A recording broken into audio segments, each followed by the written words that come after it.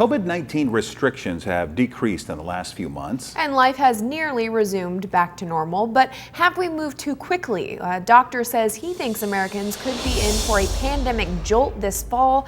Channel 8's Mackenzie Johnson has the top story tonight.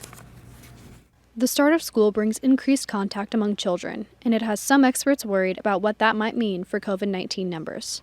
The Lancaster County Health Department announced Tuesday that the COVID-19 risk dial will stay in the low orange category for the 6th week, indicating a high risk of spread. A Lincoln School Board member says a rise in cases is inevitable. When you put lots of people together, that's how respiratory viruses like to spread. So you put 20, 30, 40 people in a room, that's kind of what's going to happen. While the virus is a major concern, Rauner says getting kids back to a normal school routine is the most important thing. So the core thing for our kids long term for their mental health and their success is to further their educations. And so that's the most important thing.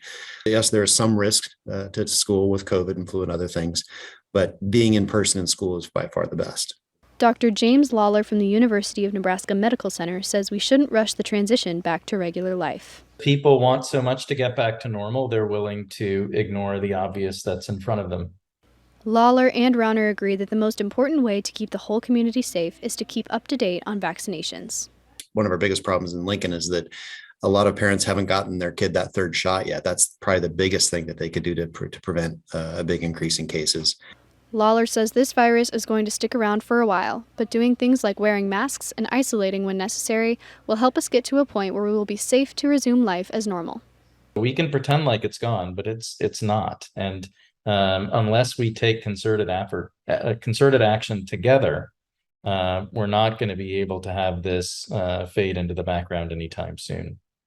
Reporting in Lincoln, Mackenzie Johnson, Channel 8 News.